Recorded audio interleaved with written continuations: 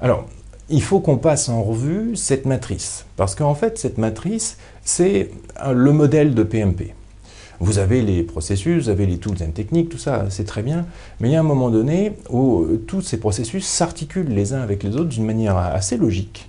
Et pour chacun de ces processus, où on verra les entrées, les sorties, les tools and techniques, bien entendu, on verra aussi où vont les sorties et d'où viennent les entrées.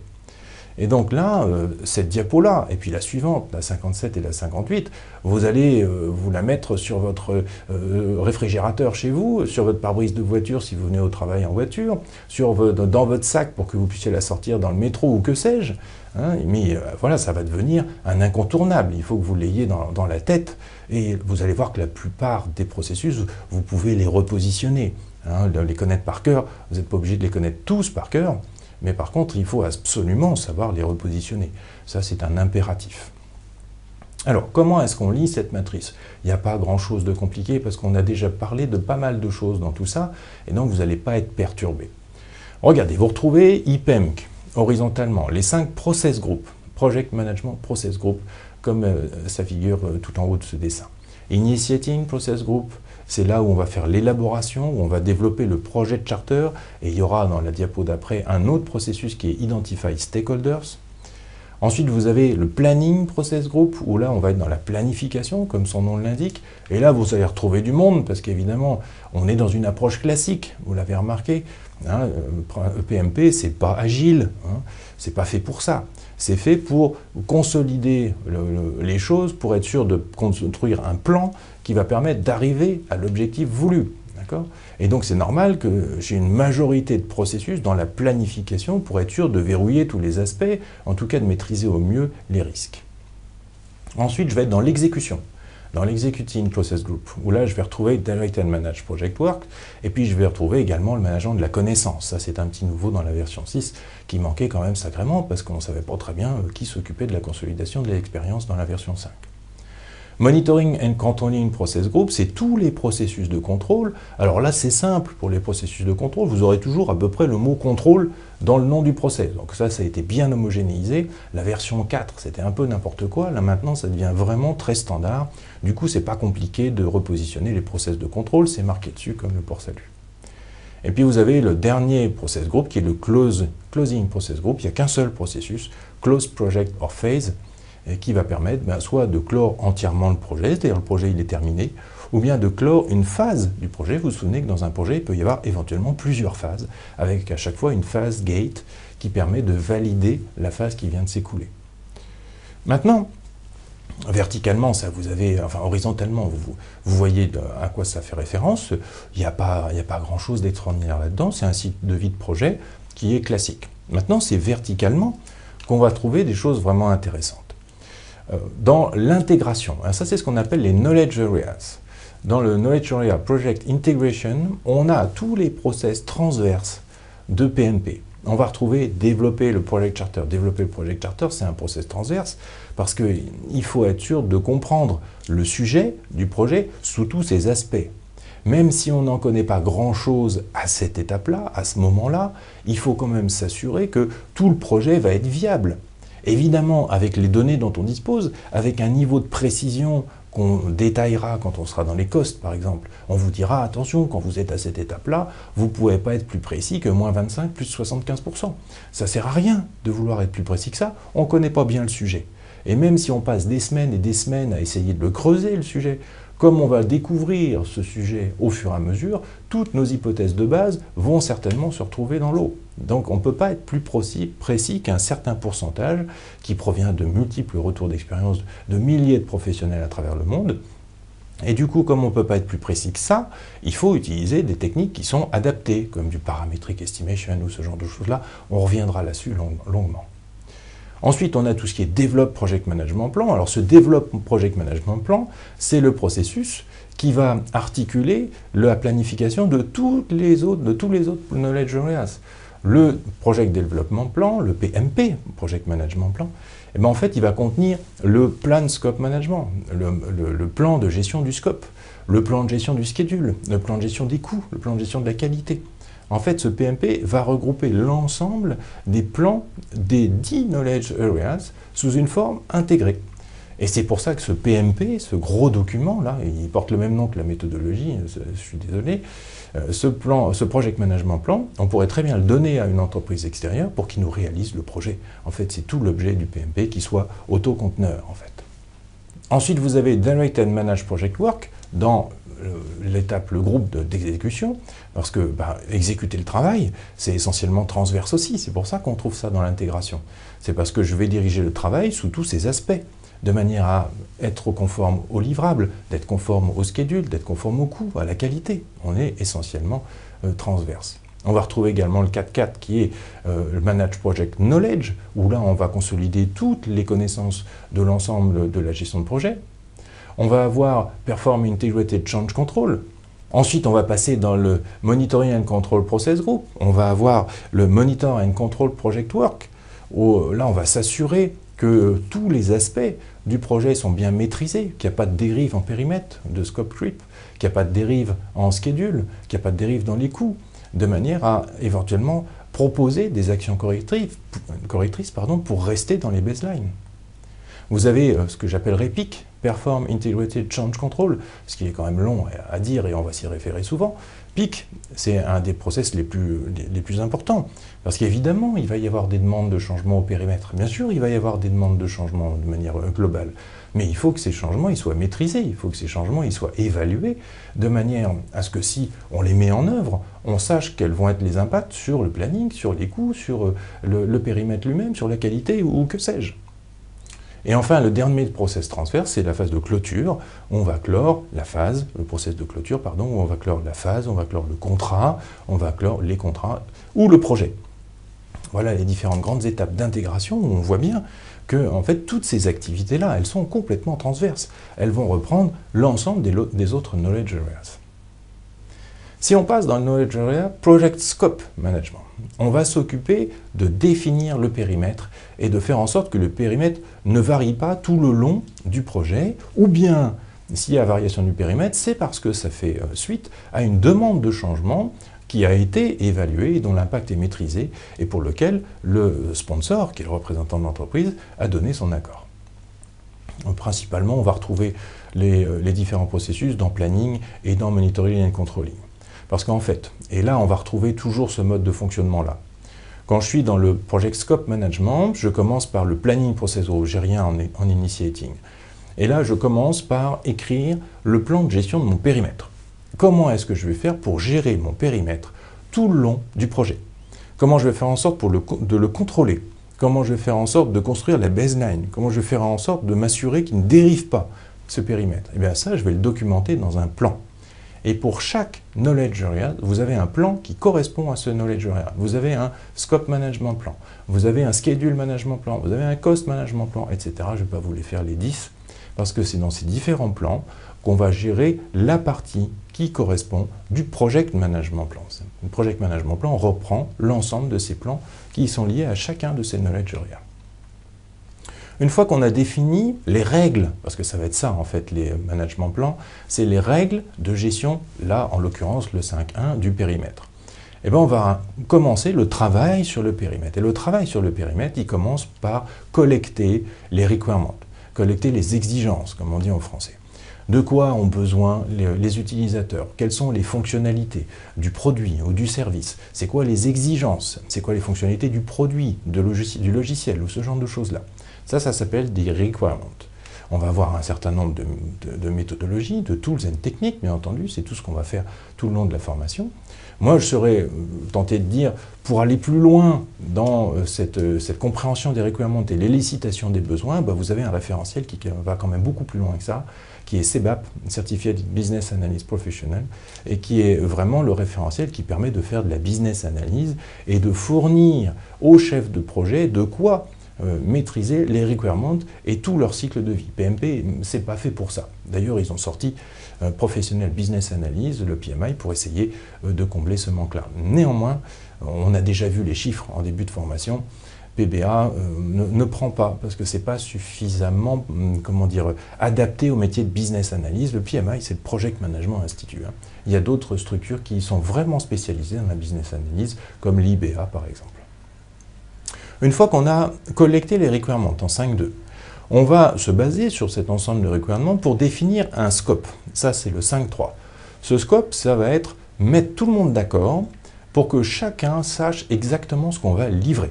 C'est quoi le final deliverable? Comme on l'a déjà dit, c'est un mot-clé qui veut dire c'est quoi le produit du projet? Qu'est-ce qu'on livre? On livre bien un bâtiment qui a cette structure-là, on livre bien un bateau, on livre bien une plateforme pétrolière, on livre bien une application.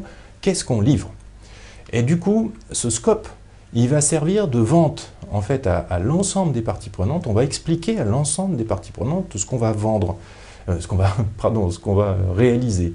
Et donc l'idée, c'est finalement, ce define scope, c'est une explication du périmètre du projet, tout simplement. Une fois qu'on est tous d'accord sur le périmètre du projet, on va créer ce qu'on appelle une Work Breakdown Structure. Dans le 5.4, Create Work Breakdown Structure. C'est une décomposition qui va partir tout en haut du Final Deliverable, qui va en fait décomposer les différents périmètres à réaliser. Le Final Deliverable, c'est un immeuble de bureau. Eh bien, mes différentes décompositions, mon arbre de décomposition, ma WBS, ça veut dire il va y avoir une fondation, il va y avoir des murs, il va y avoir tant d'étages, il va y avoir tant de fenêtres par étage, il va y avoir telle caractéristique de fenêtre, etc., etc. Je vais finalement décomposer mon livrable final, c'est pour ça qu'on parle de WBS, mon livrable final, en sous-livrable, et puis en sous-sous-livrable, on est en train de décrire le périmètre. Quels sont les objets, les livrables qu'il va falloir produire? Alors ça peut être un petit peu bizarre parce qu'on parle de Work Breakdown Structure. Et quand on parle de Work, on n'est pas dans le périmètre, on est dans les activités. Ça, c'est un nom qui n'est pas terrible, mais néanmoins, on est bien dans le scope Project Management, et donc on est bien en train de décrire le périmètre. Sauf qu'à un moment donné, le périmètre, il faut qu'on arrive au niveau des activités, et ça va être au niveau le plus bas, on y reviendra. Cette WBS, elle va servir à la communication également, parce que quand on présente à n'importe qui une arborescence qui décompose un produit et que les noms ne sont pas trop tordus, n'importe qui est capable de comprendre que tel produit dépend de tel autre produit et qu'effectivement il faut assembler tout ça pour avoir le livrable final. La WBS, c'est un très bon outil de communication. On y reviendra. Ensuite, on va être dans Monitoring and Controlling. Tous les knowledge areas, tous les aspects du projet, vous avez compris qu'un knowledge area, c'était un aspect du projet, ont un processus de contrôle associé. Et donc là, on a le control scope. Control scope, c'est quoi? C'est une équipe ou une tâche, un process, qui est chargé de vérifier que le périmètre ne bouge pas, qu'il n'y a pas de dérive du périmètre. On était censé livrer un immeuble de 25 étages, on ne va pas au fur et à mesure se retrouver avec au final un immeuble de 50 étages à réaliser, ou bien un immeuble de 4 étages, parce qu'on n'a pas bien pensé le périmètre. Non, control scope, c'est est-ce que mon périmètre ne bouge pas? Est-ce qu'on est en train de faire ce qui était prévu? Est-ce qu'on n'en fait pas plus ou pas moins? C'est pareil, control scope. À un moment donné, on va aussi devoir valider le scope. Valider le scope, c'est quoi? Vous vous souvenez que le projet, il fournit des livrables. Et à un moment donné, ça va être un produit ou bien un service fini. Ces livrables, ces morceaux de livrables, ces sous-livrables, si vous voulez, il va falloir qu'ils soient validés par un utilisateur. On parle de recettes, on parle de validation de l'utilisateur. Et bien c'est exactement ça. Valider de scope, c'est je viens de produire quelque chose, je viens de produire un sous-produit, je le montre aux utilisateurs et l'utilisateur va me dire ok, c'est conforme à ce qu'on vous a demandé, d'accord, ça nous va, vous pouvez continuer, ou bien non, ok, là ça va pas, il faudrait corriger ça, c'est pas tout à fait ce qu'on vous a demandé, ou bien on s'est pas bien compris. Bref, on va faire valider le périmètre. C'est pour ça qu'il y a deux process dans le contrôle du scope. Control scope pour la dérive du scope et validate scope pour être sûr que l'utilisateur valide ce qui a été réalisé. Knowledge area suivant, le 6. Alors pourquoi ça ne commence pas à 1 et que ça commence à 4, Project Integration? Parce qu'en fait, vous avez 3 chapitres de présentation, d'abord en début de livre du PMBOK. Et donc les 3 chapitres de présentation, ils prennent les 3 premiers numéros, voilà. Donc ça commence à 4, et du coup le 3e knowledge area, c'est le schedule, X time dans la version 5. Alors, comme toujours, on commence par définir un plan de gestion du temps, du schedule, du planning. Donc ce plan de gestion du planning, on va le créer dans un processus qui s'appelle 6.1, Plan, Schedule, Management. comment est-ce qu'on va créer le planning, quelles sont les règles qu'on va utiliser pour créer le planning, les règles des décompositions de tâches, là pour le coup, parce que là on n'est plus sur le périmètre, on est sur les tâches. Ensuite, comment est-ce qu'on va chiffrer les tâches, quels sont les types de liaisons entre tâches qu'on va utiliser, les liaisons de fin à fin, de début à fin, etc. Vous connaissez tout ça, on rentrera un petit peu dans le détail quand même pour avoir un vocabulaire commun. Et une fois qu'on a dicté ces différentes règles, ce qui est toujours l'objet d'un plan de management d'un knowledge area, on va passer dans Define Activity. Alors, Define Activities, le 6.2, il s'appuie sur la WBS. C'est-à-dire, je vais regarder quel est le périmètre que je vais avoir à réaliser, et puis pour chacun des périmètres que je vais avoir à réaliser, je vais identifier les activités qui vont être nécessaires. Le périmètre me dit, il me faut une dalle en béton, d'accord, alors j'ai comme activité de creuser un trou, d'aller sourcer du béton, de la main-d'œuvre, des toupies, etc., de couler ça, d'attendre, enfin... je ne suis pas le meilleur placé pour savoir comment on coule une dalle de béton, mais le principe c'est là, et ça c'est les différentes activités.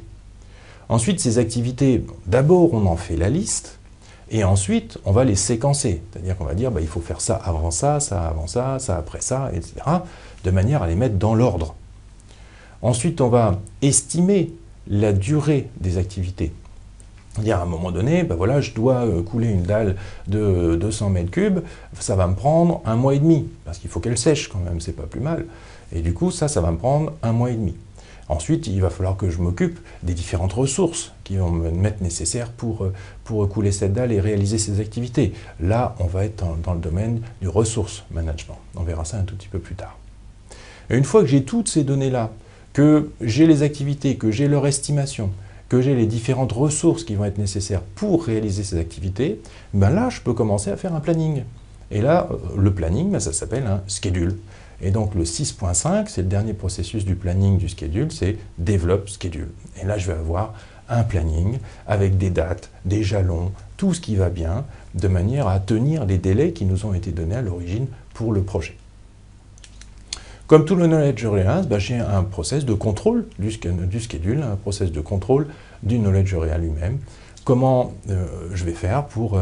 c'est pas comment je vais faire, c'est je vais réaliser des actions de contrôle du planning pour m'assurer que le planning ne dérive pas, que l'activité n'est pas en train de prendre du retard dans les livraisons, etc. etc.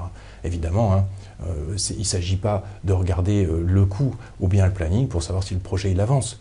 La seule façon de voir si le projet avance, c'est de regarder les livrables.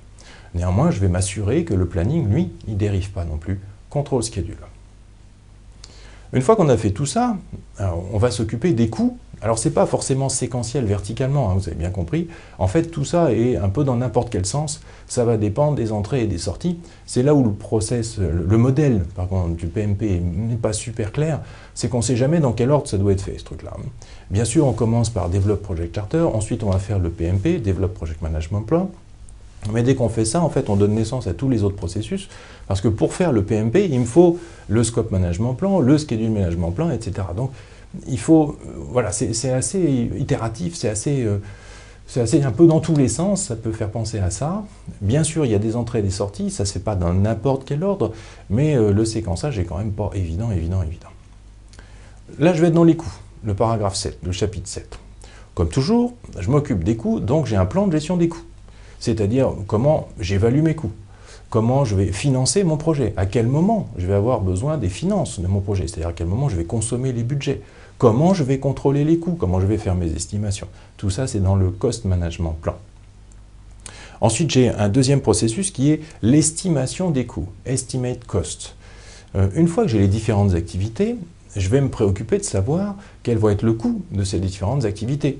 Parce que pour pouvoir rentrer dans mon schedule, s'il faut que j'achète 200 mètres cubes de béton, je vais peut-être avoir plusieurs façons d'acheter ces 200 mètres cubes de béton. Peut-être que je vais installer une usine sur place pour me produire le béton. Peut-être que je vais sous-traiter et je vais acheter un tel fournisseur, le mètre cube lui-même.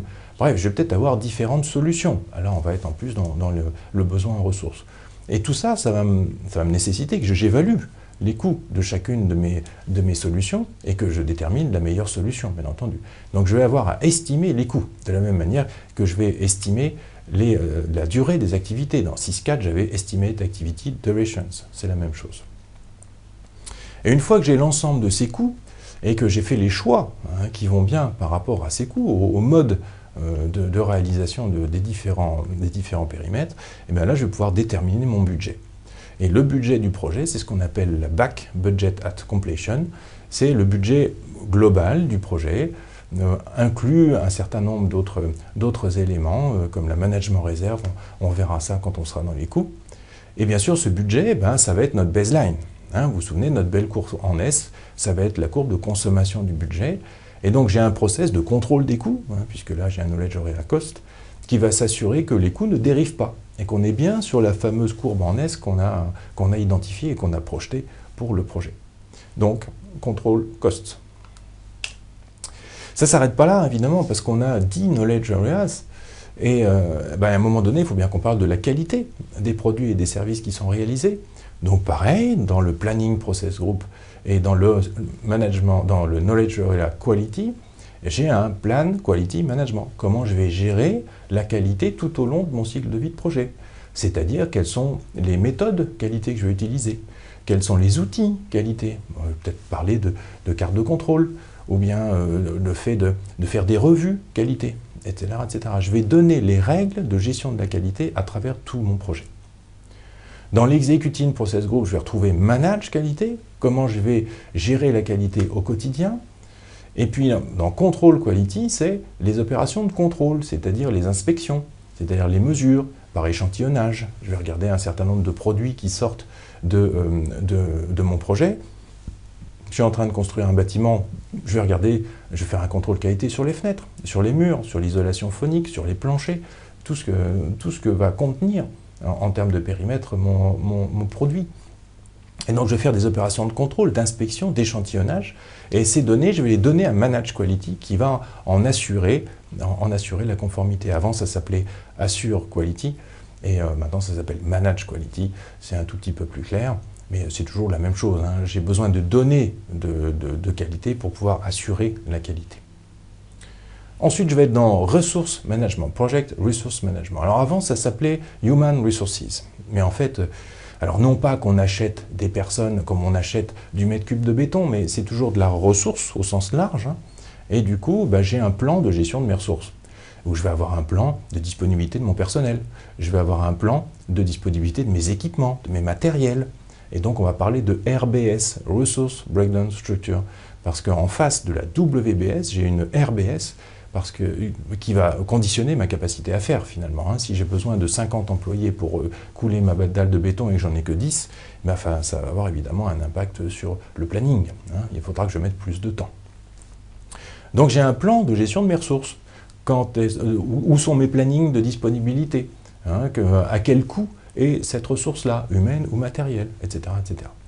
Et puis j'ai une activité qui concerne l'estimation des activités, un processus qui concerne l'estimation des activités, c'est le 9.2, Estimate Activity Resources, où je vais avoir en entrée la liste des activités qui auront été faites dans le schedule, vous vous en souvenez, et puis à partir de cette liste d'activités, je vais être capable de dire, ok, couler une dalle de béton, il me faut du béton, il me faut des maçons, il me faut des personnes qui font de la place sur le chantier, qui creusent un trou, etc., etc. Je vous la fais rapide. Bref, quelles sont les ressources nécessaires pour réaliser les activités.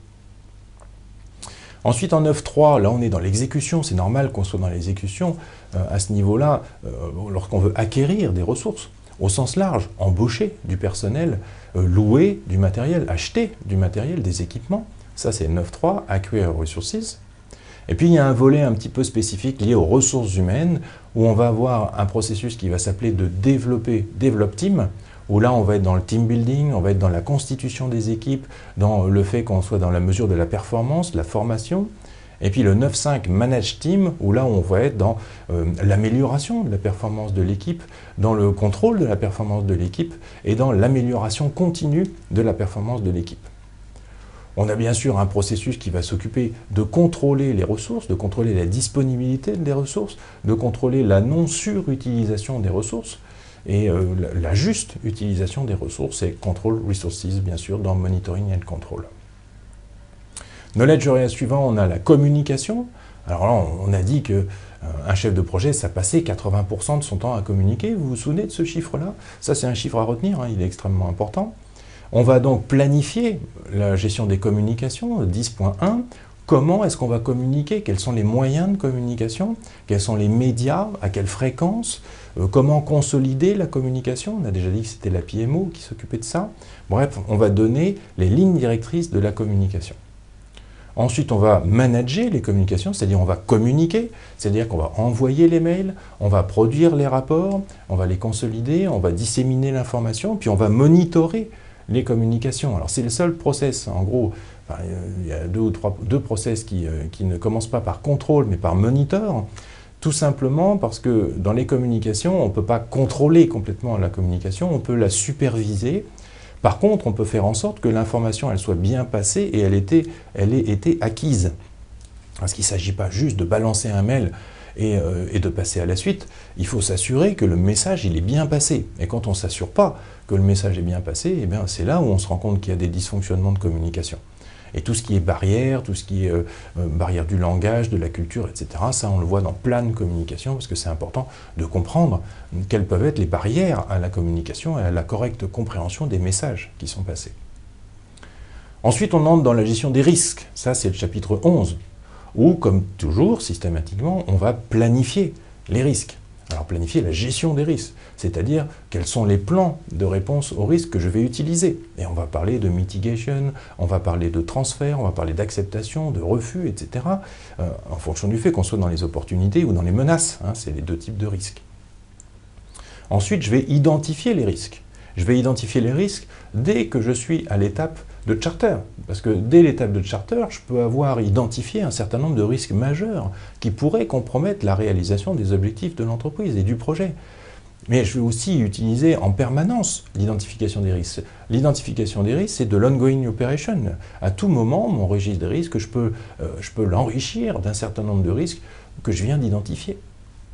À partir de cette liste de risques identifiés, je vais faire une analyse qualitative, c'est-à-dire que je vais faire des systèmes de notation, par exemple de 1 à 4, de 1 à 5, pour l'impact, pour la probabilité et puis pour la temporalité d'un certain nombre de risques. Ça me permet déjà d'avoir une échelle à une vingtaine, une cinquantaine de niveaux, ce qui est déjà considérable dans la priorisation des risques. Pour un certain nombre des risques, les risques les plus importants dans cette liste de risques, je vais faire une analyse quantitative, c'est le 11.4, où là je vais être dans l'estimation financière de l'impact d'un risque et de sa probabilité en termes de pourcentage de probabilité qui se réalise. Et là je vais être dans l'Expected Monetary Value, EMV, qui est une technique que vous utilisez probablement et qui permet de chiffrer l'impact des risques en prenant en compte bien sûr la probabilité de ces risques. Ensuite, une fois qu'on dispose de tout ça, j'ai une liste priorisée par gravité, en quelque sorte, de différents risques et d'urgence à traiter le risque. Et donc, je vais faire plan, risk, response. Je vais prévoir des plans de réponse aux risques. C'est-à-dire qu'en face des risques principaux, dans l'ordre décroissant, bien entendu, je vais mettre en face des plans de réponse pour essayer d'éradiquer le risque ou de le traiter de la manière la plus pertinente pour en réduire soit l'impact, soit la probabilité. Avec tous ces plans, je dispose d'un outillage qui va me permettre de répondre à la possible matérialisation d'un risque. Et ça, c'est Implement Risk Responses, où là, si jamais j'ai... Alors, je positionne également des triggers, des déclencheurs, des signaux d'alerte. Si jamais j'ai un signal d'alerte qui s'active, ou si je sens la matérialisation d'un risque, ou bien que la matérialisation d'un risque s'est produite, je vais mettre en place les plans de réponse. Ça, c'est dans la phase, du coup, exécution. Là, c'était un petit peu moins clair dans la version 5, où c'était intégré à la phase de planning. Et enfin, j'ai Monitor Risk. Monitor Risk, ça surveille les risques. Ça surveille à la fois la probabilité, l'impact, la matérialisation d'un risque. Et quand un risque se matérialise, ça vient bien sûr de Monitor Risk, et Monitor Risk déclenche l'implémentation du plan de réponse. On verra ça en détail un petit peu plus tard. Avant-dernier knowledge area, on a le procurement. Alors le procurement, c'est extrêmement important pour le chef de projet aussi, parce qu'il va falloir à un moment donné qu'il se procure les ressources nécessaires, ressources matérielles, humaines, etc., qui vont être nécessaires pour réaliser le travail, en prestations intellectuelles, en quantité de matière, en ressources humaines, etc., etc. Et donc dans le 12.1 Plan Procurement Management, on va définir quels sont les contrats qu'on va utiliser, quels sont les modes de publicité, les modes de négociation, comment est-ce qu'on va faire les choix dans les différentes soumissions des soumissionnaires à nos appels d'offres. En gros, on va parler comme ça. Conduct procurement, c'est on va s'appuyer sur les politiques de procurement qu'on a dictées juste avant, en 12.1, pour mener le procurement, pour faire les publicités, pour acheter, pour signer les contrats. Et ensuite, on va contrôler les procurements pour s'assurer que la qualité de ce qui est livré par les prestataires est conforme, qu'on va peut-être renégocier certains termes, ou bien revoir à la baisse certaines choses, ou à la hausse d'autres choses. Bref, on va contrôler l'exécution du contrat. Et enfin, le dernier knowledge area, stakeholder management, pas le moindre, hein, c'est un des plus importants. Vous voyez d'ailleurs qu'il y a un processus qui est dans l'Initiating Process Group extrêmement tôt, du coup, dans le cycle de vie du projet, qui est Identify Stakeholders. Et ça, c'est une activité extrêmement importante où on va faire la liste de l'ensemble des parties prenantes, l'ensemble des rôles, l'ensemble des groupes qui peuvent être impliqués dans le projet et qui peuvent avoir un impact ou être impactés par le projet. Et du coup, ensuite, on va planifier la gestion des parties prenantes dans le fait qu'elles restent engagées. Comment est-ce qu'on va faire pour que les parties prenantes restent engagées dans le projet et soient de plus en plus supportrices du projet? On va expliquer comment on s'y prend dans ce document-là. Ensuite, on va avoir Manage Stakeholder Engagement. Comment est-ce qu'au quotidien, on fait en sorte que nos parties prenantes soient engagées en suivant le plan qu'on a réalisé, mais ça c'est du travail, c'est du day-to-day operation aussi pour le chef de projet, être sûr d'aller voir les bonnes personnes, de leur fournir les bonnes informations sous la bonne forme, de manière à ce que les parties prenantes, elles soient plus résistantes, elles soient supportrices du projet. Et puis on va aussi monitorer l'engagement des parties prenantes, on va vérifier que les parties prenantes importantes sont bien motivées dans le projet, que voilà, il n'y a pas des parties prenantes qui passaient de positif à négatif, que les signaux ils sont bien compris, que la communication est bien comprise et donc que les gens restent motivés. Et si tel n'est pas le cas, à ce moment-là, on retournera vers Manage Stakeholder Engagement pour mettre en œuvre les actions correctrices qui vont bien. Voilà le dispositif, voilà le modèle PMP. En tout cas, voilà les 49 processus. Là, on vient de se les faire un peu au pas de course, mais voilà les 49 processus de la version 6 de PMP. Je suis sûr que ça vous a parlé à plein d'endroits, parce qu'en fait, ces activités, pour la plupart, vous les faites probablement déjà, mais sous une forme certainement différente, pas structurée comme ça. Et je suis sûr aussi qu'il y a plein de trous dans la raquette, parce que c'est normal. Il y a plein de chefs de projet qui ont appris sur le tas et qui ont été obligés de faire face aux situations sans avoir la possibilité, la plupart du temps, de prendre de recul et d'avoir des informations qui proviennent de l'extérieur pour les aider. Cette matrice, on va la passer en revue en long, en large et en travers pour que vous voyez l'ensemble des processus, des tools and techniques qui vont vous aider dans votre travail au quotidien. Ces deux diapos 57-58, elles sont centrales. Il faut vraiment que vous les ayez sous l'œil tout le temps.